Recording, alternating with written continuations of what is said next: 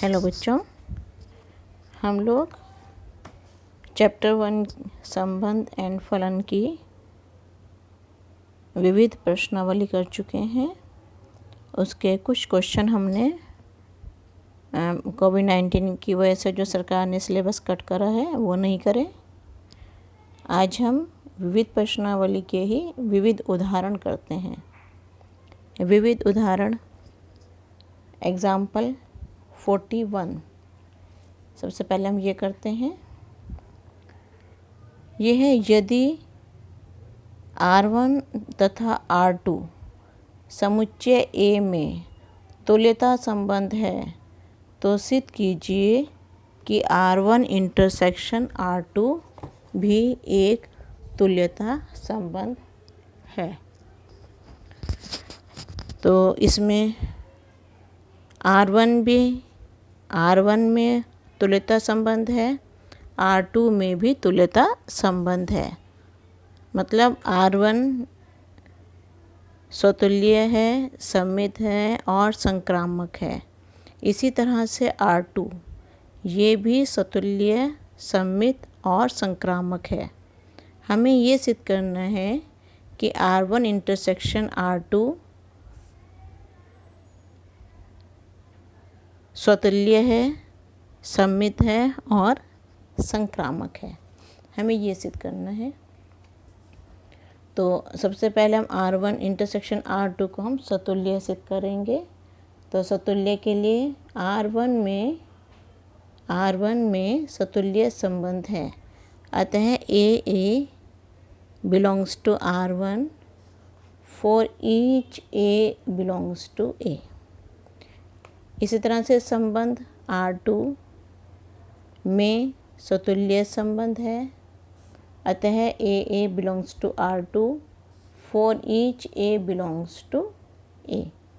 अब AA R1 में belong करता है, AA R2 में भी बिलोंग करता है, तो AA जो है वो इन दोनों के इंटरसेक्शन में भी बिलोंग करेगा। इसका मतलब AA belongs to R1 intersection R2 for each A belongs to A। अतः R1 इंटरसेक्शन R2 स्वतुल्य है। सममित पे आते हैं। माना AB belongs to R1 intersection R2। हमें ये शो करना है कि BA R1 इंटरसेक्शन R2 में होगा। अब AB R1 को बिलोंग कर रहा है और AB R2 में भी है, दोनों को बिलोंग कर रहा है। तो AB, अब क्योंकि R1 में सममित संबंध है, R1 में सममित है R1, इसका मतलब इसका उल्टा BA भी R1 में होगा और AB R2 में है, R2 सममित है, इसलिए BA R2 में होगा। अब BA R1 में भी है, BA R2 में भी है, इसका मतलब BA R1 इंटरसेक्शन R2 में बिलोंग करेगा। अतः R1 इंटरसेक्शन R2 सममित है। अब आते हैं संक्रामक पे। माना AB belongs to R1 intersection R2 तथा BC belongs to R1 intersection R2। अब इसका मतलब AB R1 में है तथा AB R2 में, AB R1 में है और AB R2 में, तथा यहाँ तथा लिख दिया। BC R1 R2 के इंटरसेक्शन में, इसका मतलब BC R1 में है और BC R2 में है। For each A B C belongs to A। अब है R1 संक्रामक है। AB, यहाँ से AB लिया, AB R1 को बिलोंग कर रहा है, BC R1 को बिलोंग कर रहा है। तो यहाँ से AB belongs to R1 लिया, BC belongs to R1 लिया।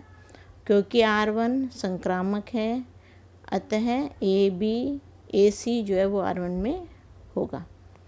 इसी तरह से R2 भी संक्रामक है। यहाँ से लिया AB belongs to R2, BC belongs to R2 और R2 संक्रामक है, अतः AC belongs to R2। तो AC R1 में भी है, AC R2 में भी है, तो AC इन दोनों के इंटरसेक्शन को भी बिलोंग करेगा। अतः R1 इंटरसेक्शन R2 संक्रामक है, अतः R1 इंटरसेक्शन R2 तुल्यता संबंध है। स्वतुल्य हो गया ऊपर, सम्मित हो गया और संक्रामक, तीनों हैं, इसलिए ये तुल्यता संबंध है। अगला एग्जाम्पल है, मान लीजिए समुच्चय ए में, एग्जाम्पल 42, मान लीजिए समुच्चय ए में धन पूर्णांकों के क्रमित युग्मों का एक संबंध R x y relation u y यदि और केवल यदि x v is equal to y u द्वारा परिभाषित है, सिद्ध कीजिए कि आर एक तुल्यता संबंध है।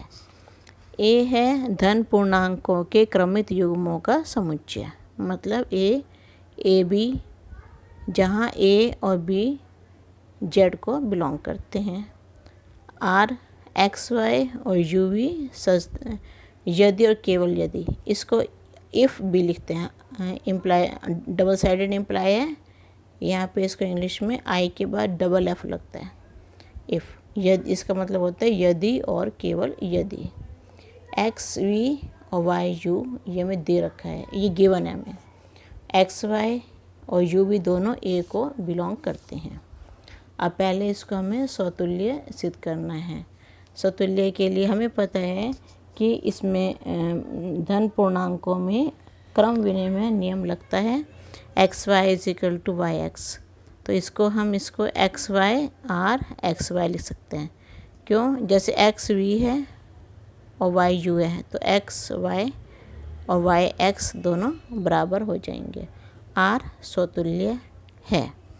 अब है सम्मित। सम्मित के लिए x y R u v, तो एक्स वी और वाई यू ये हमें दे रखे रिलेशन, वाई यू इधर ले आएंगे, एक्स वी को इधर ले आएंगे, इनमें भी क्रम विनिमय नियम लगा दो कि यू को पहले रख दो, वाई को बाद में, ऐसे वी को पहले और एक्स को बाद में, ये हो गया क्रम विनिमय नियम। ये गुणा का है, ये गुणा का क्रम विनिमय नियम है। अब u के साथ v और x के साथ y, तो ये हमारा रिलेशन लेके चले थे, x y R u v बना दिया, u v R x y, इसका मतलब है आर सम्मित है। फिर है संक्रामक। संक्रामक है कि माना x y relation u v और u v relation a b, यहाँ से लिया एक्स वी और वाई यू, ये बराबर, ये गिवन है हमें, इधर से लिया यू बी और वी है, यहाँ से हम वी की वैल्यू निकालेंगे, यू बी अपॉन ए। अब समीकरण 3 क्या है, इसको समीकरण 1, इसको समीकरण 2 और ये समीकरण 3। समीकरण 3 से वी का मान समीकरण 1 में रख दो, तो एक्स वी की जगह u b upon a is equal to y u, u से यू कैंसिल हो गया, एक्स बी और यहाँ वाई ए, इसको लिख देंगे x y R a b, x y R a b, R संक्रामक है, अतः आर एक तुल्यता संबंध है। इसके नेक्स्ट एग्जाम्पल 43, मान लीजिए x इक्वल्स टू 1 2 3 4 5 6 7 8 9। मान लीजिए x में r1 is equal to x y such that x minus y संख्या 3 से भाज्य है।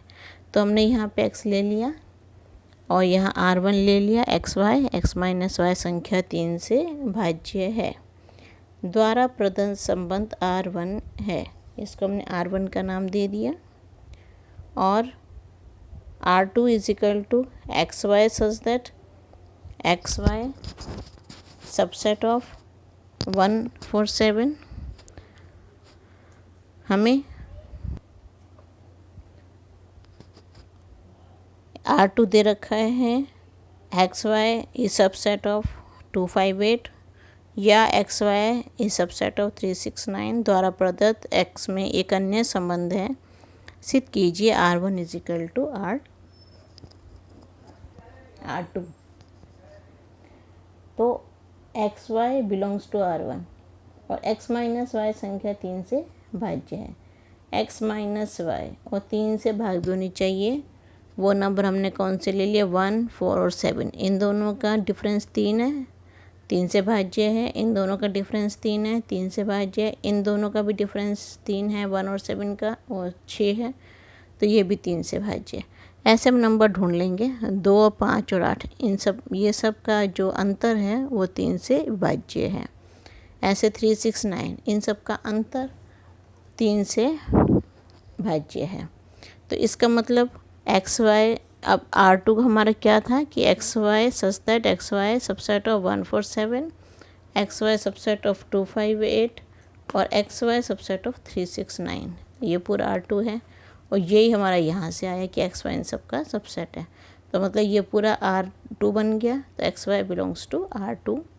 अब लेके चले थे एक्स वाई को R1 में, शो कर दिया एक्स वाई को R2 में, तो इसका मतलब R1 is a subset of R2। पुनः एक्स वाई को लेके चलो R2 में, R2 में मतलब एक्स वाई 1, 4, 7 का सबसेट है, एक्स वाई 2, 5, 8 का सबसेट है, या एक्स वाई 3, 6, 9 का सबसेट है। तो इन सब में ये देखोगे कि इनका जो डिफरेंस है, एक्स और वाई का डिफरेंस है, वो संख्या 3 से भाज्य है। इसका मतलब एक्स वाई R1 को बिलोंग कर जाएगा। हम एक्स वाई को लेके चले थे R2 में, शो कर दिया R1 में, तो इसका मतलब R2 सबसेट हो गया R1 का। अब R1 सबसेट है R2 का और R2 सबसेट है R1 का, तो इसका मतलब दोनों समुच्चय इक्वल हैं, R1 is equal to R2।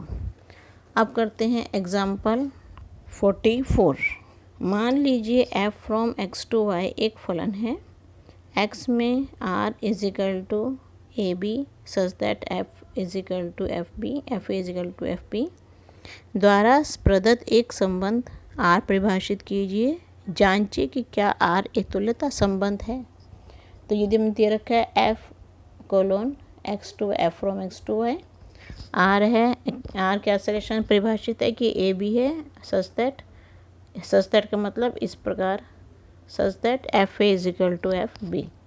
सतुल्य show करना है इसको। पहले हमें प्रत्येक ए बिलोंग्स टू ए के लिए एफ ए और एफ ए इक्वल होते हैं, इसका मतलब ए आर को बिलोंग कर जाएगा, अतः आर सतुल्य है। सममित के लिए माना ए बी आर को बिलोंग कर रहा है, एफ ए और एफ बी इक्वल हैं। एफ बी को हम पहले लिख लें, एफ ए को बाद में लिख लें, कोई फ़र्क नहीं पड़ेगा। तो इसका मतलब बी ए आर को बिलोंग कर जाएगा, अतः आर सममित है। संक्रामक के लिए माना ए बी आर को बिलोंग कर रहा है और बी सी भी आर को बिलोंग कर रहा है। ए बी जब आर को बिलोंग करेगा तो एफ ए और एफ बी इक्वल हो जाएंगे, बी सी आर को बिलोंग करेगा तो एफ बी और एफ सी इक्वल हो जाएंगे। इन दोनों से देखोगे तो f a f b f c तीनों इक्वल हो जाएंगे, मतलब एफ सी इक्वल हो गया, मीन्स ए सी जो है वो आर को बिलोंग कर जाएगा, अतः आर संक्रामक है, अतः आर एक तुल्यता संबंध है। एग्जाम्पल 46। समुच्चय ए इज इक्वल टू 1, 2, 3 से स्वयं तक सभी एकेकी फलन की संख्या ज्ञात कीजिए। तो ए में दे रखा है 1, 2, 3, इसमें 3 अवयव हैं 1, 2, 3। अगर हम इसके एकेकी फलन बनाते हैं तो पहले 1, 2, 3 है, यहाँ 1, 2, 3 है, तो 1 का 1 से, 2 का 2 से, 3 का 3 से, ये तो पहला हो गया।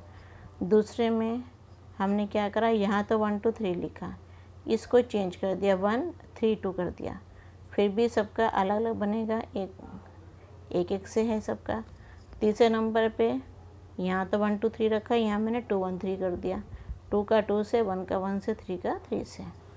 फोर्थ नंबर पे 2, 3, 1 है, तो 1, 2, 3 है, 2 का 2 से, 3 का 3 से, 1 का 1 से। इस तरह से यहाँ 1, 2, 3 है, यहाँ पे 3, 1, 2 ले लिया, 3 का 3 से, 1 का 1 से, 2 का 2 से। इधर भी 1, 2, 3 लिखा, यहाँ 3, 2, 1 ले लिया, 3 का 3 से, 2 का 2 से और 1 का 1 से।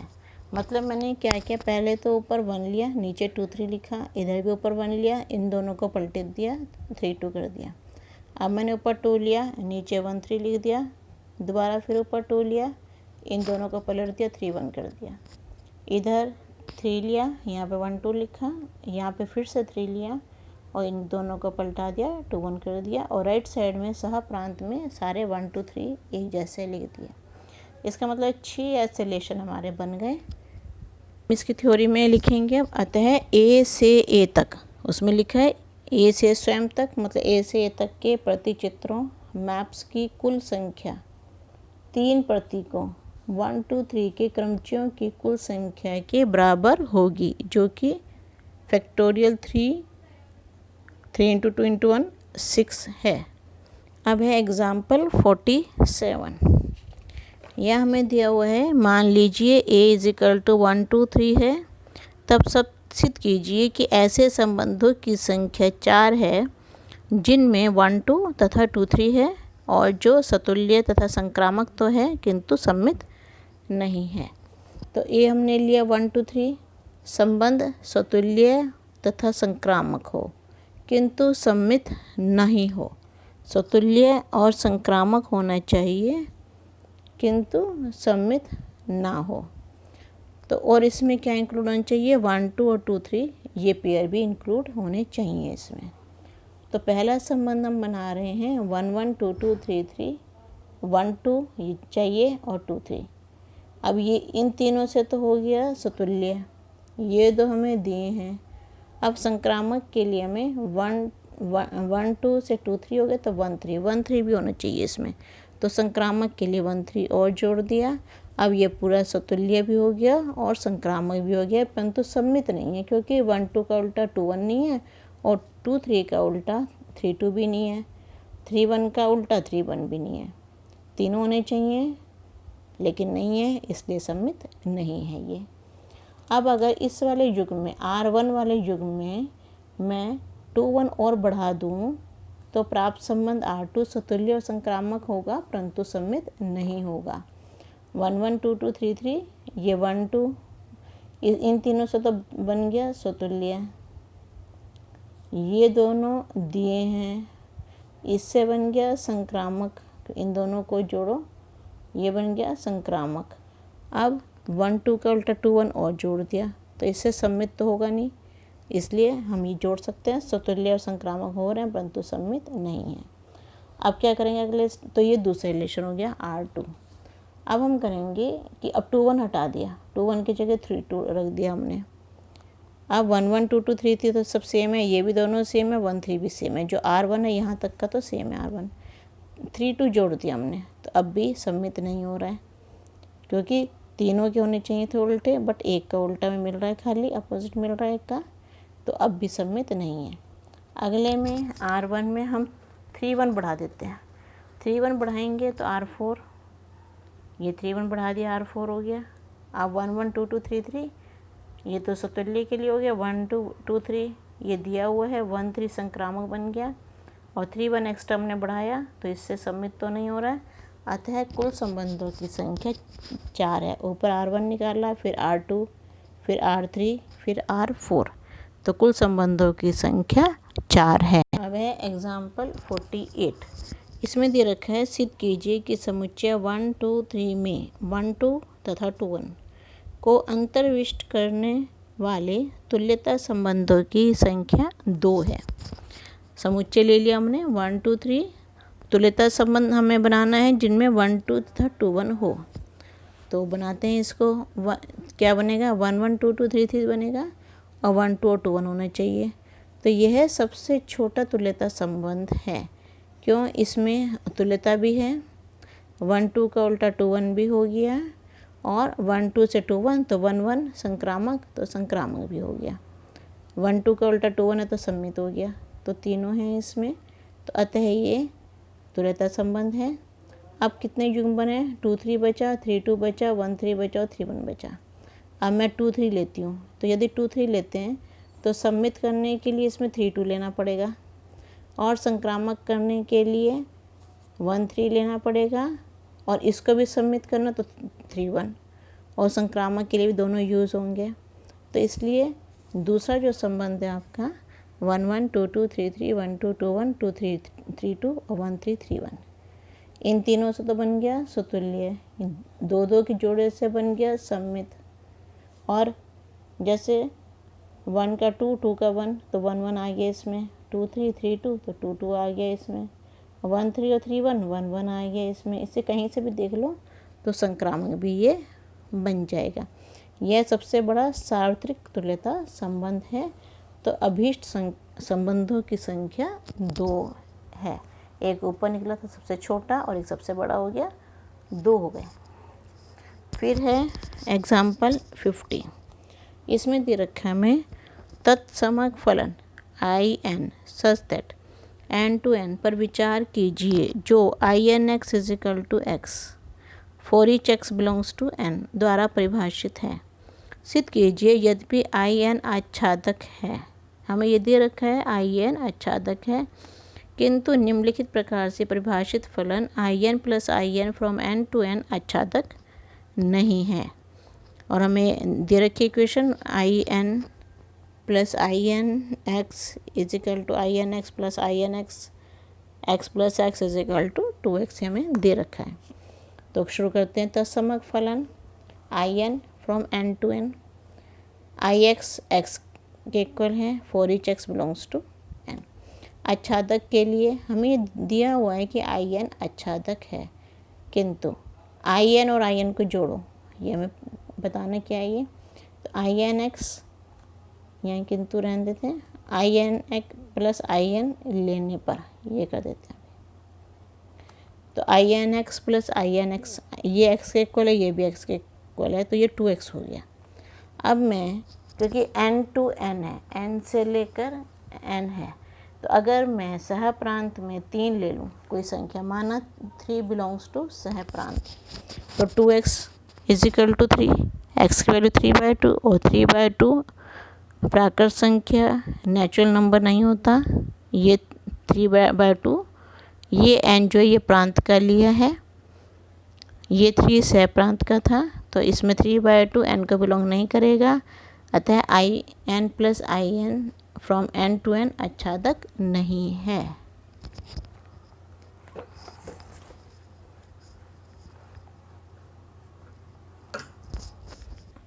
अब है example 51। fx is equal to sin x द्वारा प्रदत्त फलन f from 0 to π/2 to r तथा gx is equal to cos x द्वारा प्रदत्त फलन g from 0 to π/2 to r पर विचार कीजिए। सिद्ध कीजिए f तथा g एकाकी हैं, परंतु f प्लस g एकाकी नहीं है। तो हमें दे रखा है f फलन दे रखा है fx is equal to sin x, f from 0 to 0 π/2 to r, gx दे रखा है cos x, f from 0 π/2 to r। हमें ये सिद्ध करना है f और g दोनों एकाकी हैं। तो हम मान के चलते हैं कि x1 और x2 दोनों 0 से π/2, 0 से π/2 एंगल हैं। एक हमने ले लिया मान लो 30 डिग्री, दूसरा ले लिया मानो 60 डिग्री। तो इस तरह से हैं कि x1 और x2 दोनों इक्वल नहीं हैं। तो हम दोनों का साइन लेने पर, दोनों पक्षों का साइन लेने पर, दोनों पक्षों का साइन लेने पर sine x1 is not equal to sine x2, क्योंकि एक को मैंने 30 लिया, एक को 60 लिया, तो इनके साइन भी इक्वल नहीं होंगे। तो एक रूल ये भी है कि अगर x1 x2 के इक्वल नहीं है और हम ये शो कर दें fx1 fx2 के इक्वल नहीं है, तो वो फलन एकाकी होता है, क्योंकि ये जब x1 ये है और x2 ये है, इनके साइन भी अलग अलग हैं। ये साइन x1 है और ये साइन x2 है, तो ये x1 x2 इक्वल नहीं है, तो साइन x1 और साइन x2 भी इक्वल नहीं है, तो ये फलन एकाकी है। इसी प्रकार हम x1 x2 0 से π/2 के बीच में बिलोंग कर रहा है, ये भी हम ऐसे ले रहे हैं कि अलग अलग हैं। इनके कॉस लेने पर, कॉस यहाँ पे लिख दो, दोनों पक्षों का कॉस लेने पर, दोनों पक्षों का कॉस लेने पर cos x1 is not equal to cos x2, तो इसका मतलब gx1 is not equal to gx2।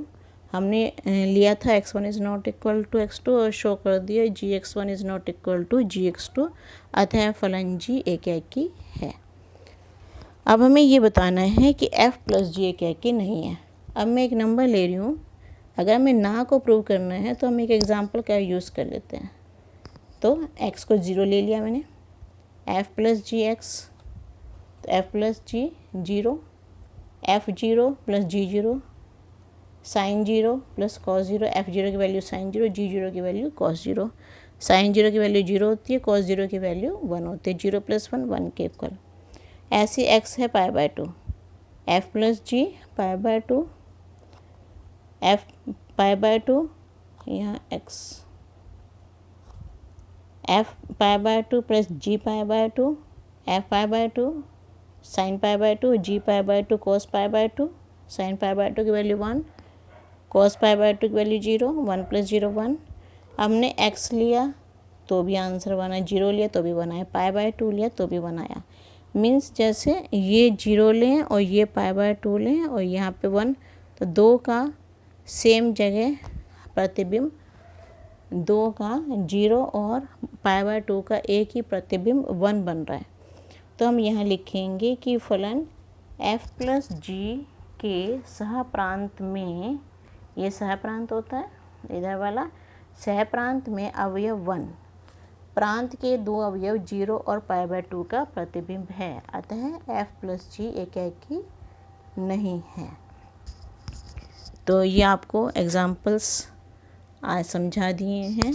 कुछ भी प्रॉब्लम है तो आप कमेंट बॉक्स में आके पूछ सकते हैं, और अगर आपको वीडियो पसंद आई तो इसे लाइक कीजिए। और भी कुछ प्रॉब्लम है तो आप मुझे बताइए। Okay, thank you.